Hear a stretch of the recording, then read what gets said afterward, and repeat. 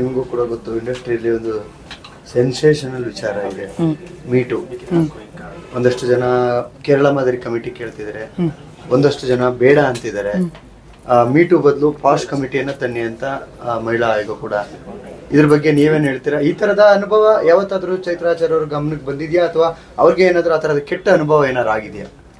Personally ನನಗೆ ಹಂಗೆ ಯಾವ ಅನುಭವ ಆಗಿಲ್ಲ, ಬಟ್ ಕೇಳಿದ್ದೀನಿ. ಅಂದರೆ ನನ್ನ ಜೊತೆ ನಟನೆ ಮಾಡ್ತಿರೋ ಇವಾಗ ಖಾಲಿ ಟೈಮಲ್ಲಿ ಕೂತಿರ್ಬೇಕಾದ್ರೆ ಏನೇನೋ ಎಕ್ಸ್ಪೀರಿಯನ್ಸಸ್ ಅವ್ರುಗಳು ಹೇಳ್ಬೇಕಾದ್ರೆ ಕೇಳ್ತಾ ಇರಬೇಕಾದ್ರೆ ನನಗೀಗಲೂ ನೆನಪಿದೆ, ನನ್ನ ಸೆಕೆಂಡ್ ಸಿನಿಮಾ ಅವಾಗ ಕ್ಯೂರಿಯಾಸಿಟಿ ಜಾಸ್ತಿ ಅಲ್ವಾ. ಸೊ ನಿಮ್ಗೆ ಹೆಂಗೆ ಅನಿಸ್ತು, ನೀವೇನು ಮಾಡ್ತಾ ಇದ್ರಿ ಅಂತೆಲ್ಲ ಹೇಳಿದಾಗ ಪಾಪ ಹುಡುಗಿ ಐ ಥಿಂಕ್ ಅವಳು ಜೂನಿಯರ್ ಆರ್ಟಿಸ್ಟ್ ಯಾವುದೋ ಒಂದು ರೋಲ್ ಪ್ಲೇ ಮಾಡ್ತಿದ್ಲು ಅನ್ಸುತ್ತೆ. ಸೊ ಅವಳು ಹೇಳಿದ್ಲು, ಇಲ್ಲ ನಾನು ಎಷ್ಟೊಂದು ವರ್ಷ ಆದ್ಮೇಲೆ ಮತ್ತೆ ಬಂದಿದ್ದು ಮೇಡಮ್ ಇದು ಆಡಿಷನ್ ಕೊಟ್ಬಿಟ್ಟು ಈ ಸಿನಿಮಾಗೆ, ಬಿಕಾಸ್ ನನಗೆ ಡೈರೆಕ್ಟರ್ ನಮ್ಮ ಅಮ್ಮಂಗೆ ಪರಿಚಯ ಅಂತ. ಯಾಕೆ ಕೊಡಲಿಲ್ಲ, ಯಾಕೆ ನಿಲ್ಸಿದ್ರಿ ಅಂತ ಕೇಳಿದಾಗ ಅವಳು ಹೇಳಿದ್ದು, ಇಲ್ಲ ಈ ಥರದ್ದು ಒಂದು ಆಡಿಷನ್ಗೆ ಹೋಗಿದ್ದೆ, ಅಲ್ಲಿ ಆಡಿಷನ್ ಆದ್ಮೇಲೆ ಫಸ್ಟ್ ರೌಂಡ್ ಸೆಲೆಕ್ಟ್ ಆದೆ ಅಂತ ಹೇಳಿದ್ರು. ಅದಾದ್ಮೇಲೆ ಸಪ್ರೇಟ್ ಆಗಿ ಒಂದು ರೂಮಿಗೆ ಕರ್ಕೊಂಡು ಹೋಗ್ಬಿಟ್ಟು ನಾನು ಸಿನಿಮಾಟೋಗ್ರಫರ್ ಮತ್ತೆ ಪ್ರೊಡ್ಯೂಸರ್ ಟ್ರಿಪ್ ಹೋಗ್ತಾ ಇದೀವಿ, ನನ್ನ ಜೊತೆ ಬಂದ್ಬಿಡು, ಆಗ ನಿನ್ನನ್ನು ಹೀರೋನ್ ಮಾಡ್ತೀನಿ ಸಿನಿಮಾಗೆ ಅಂತ ಹೇಳಿದ್ರಂತೆ.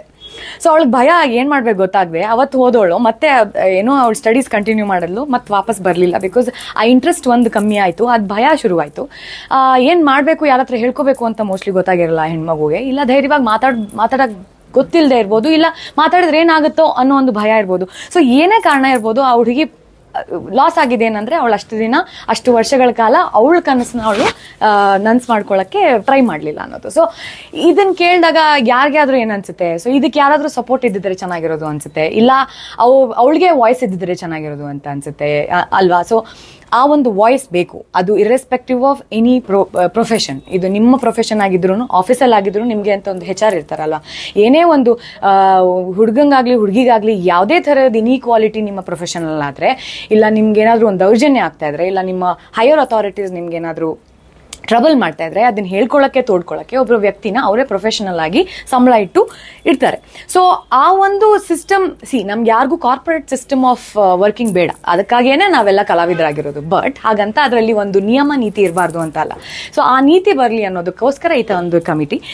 ಲೈಂಗಿಕ, ಎಸ್, ಅದು ನೀವೇನು ಹೇಳ್ದಂಗೆ ಇವಾಗ ಏನೋ ಸೆಕ್ಷುವಲ್ ಹರಾಸ್ಮೆಂಟ್ ಇರ್ಬೋದು, ಇಲ್ಲ ಸೆಕ್ಷುವಲ್ ಎಕ್ಸ್ಪ್ಲಾಯ್ಟೇಷನ್ ಇರ್ಬೋದು, ಇಲ್ಲ ಪವರ್ ಯೂಸೇಜ್ ಇರ್ಬೋದು, ಅದೆಲ್ಲಾನು ಆಗತ್ತೆ, ಕರೆಕ್ಟು. ಅದು ಎಲ್ಲದರ ಒಂದು ಭಾಗ, ಅದು ಒಂದು ಭಾಗ. ಆದರೆ ಎಷ್ಟೊಂದು ಜನ ಫೀಮೇಲ್ ಆರ್ಟಿಸ್ಟ್, ಇಲ್ಲ ಏನೋ ಜೂನಿಯರ್ ಆರ್ಟಿಸ್ಟ್ಗಳಿಗೆ ವಾಶ್ರೂಮ್ ಅವೈಲಬಿಲಿಟಿ ಕಮ್ಮಿ ಇರುತ್ತೆ ಸೆಟ್ಗಳಲ್ಲಿ, ಅವ್ರ ಅಗ್ರಿಮೆಂಟ್ಗಳು, ಪೇಮೆಂಟ್ ಸ್ಟ್ರಕ್ಚರ್ ಇರಲ್ಲ. ಸೊ ಯಾವುದೋ ಒಂದು ಅಮೌಂಟ್ನ ಫಸ್ಟ್ ಇನಿಷಿಯಲಿ ಪ್ರಾಮಿಸ್ ಮಾಡಿರ್ತಾರೆ, ಲಾಸ್ಟಲ್ಲಿ ಅವ್ರಿಗೆ ತಗೊಳಕ್ ಗೊತ್ತಿರಲ್ಲ, ಯಾರ ಹತ್ರ ಕೇಳ್ಬೇಕು ಗೊತ್ತಿರಲ್ಲ. ಸೊ ಇದೆಲ್ಲ ಕಡೆ ಆಗುತ್ತೆ ಅಂತ ಅಲ್ಲ. ನಾನು ಹೇಳ್ದಂಗೆ ನಾನು ಅದನ್ನ ಗಾಡ್ಸ್ ಗ್ರೇಸ್, ಇಲ್ಲ I was lucky enough to not experience anything like that. But ಇರ್ತಾರಲ್ಲ ಆ ಥರದ ಎಕ್ಸ್ಪೀರಿಯನ್ಸ್ ಎಷ್ಟೊಂದು ಜನಕ್ಕೆ ಆಗ್ತಾ ಇರುತ್ತಲ್ಲ, ಅವ್ರಿಗೆಲ್ಲರಿಗೂ ಒಂದು ವಾಯ್ಸ್ ಬೇಕು ಅಂದ್ರೆ ಈ ಥರ ಒಂದು ಕಮಿಟಿ ಇದ್ದಾಗ, ಯಾರೋ ನನ್ನ ಕೈಯಲ್ಲಿ ಮಾತಾಡೋಕ್ಕಾಗಲ್ಲ ಅಂದ್ರೂ ಇವ್ರ ಹತ್ರ ಹೋದ್ರೆ ನನ್ನ ಕೆಲಸ ಆಗ್ಬೋದು ಅನ್ನೋ ಒಂದು ನಂಬಿಕೆ ಇಟ್ಕೊಂಡು ಬಂದ್ರೆ ಮುಂದೆ ಆಗುವಂಥ ಒಂದು ಸಿಚುವೇಶನ್ಸ್ನ ತಡಿಬೋದು.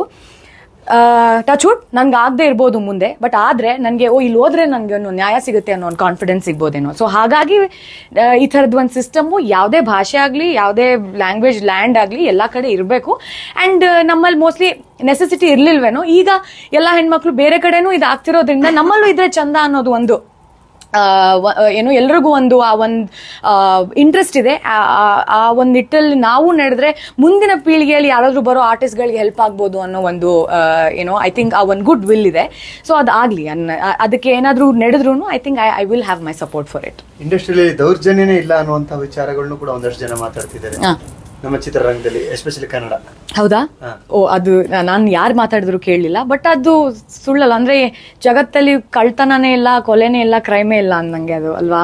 ಸೊ ನಮಗೆ ಗೊತ್ತಿಲ್ಲ. ಸೊ ನಮಗೆ ನೋಡಿ, ನನಗೆ ಗೊತ್ತಿಲ್ಲ, ಆದ್ರೆ ಆ ಹುಡುಗಿ ಹೇಳಿದಾಗ ಹಿಂಗೂ ಇದೆಯಾ ಅಂತ ನನ್ಗೆ ಅವತ್ತು ಗೊತ್ತಾಯ್ತು. ಸೊ ನಾವು ಅಂತಿಲ್ಲ ಅನ್ಲೆಸ್ ಅದು ಕೇಳೋವರೆಗೂ ನಮಗೆ ಗೊತ್ತಾಗಲ್ಲ. ಬಟ್ ಮೋಸ್ಟ್ಲಿ ಯಾರು ಮಾತಾಡಿದವರು ಪಾಪ ಅವ್ರ ಪರ್ಸ್ಪೆಕ್ಟಿವ್ ಅಲ್ಲಿ ಅವ್ರು ನೋಡದೇ ಇರ್ಬೋದು, ಬಟ್ ಆ ಥರದ್ದು ಇರುತ್ತೆ, is what my opinion is. Thank you.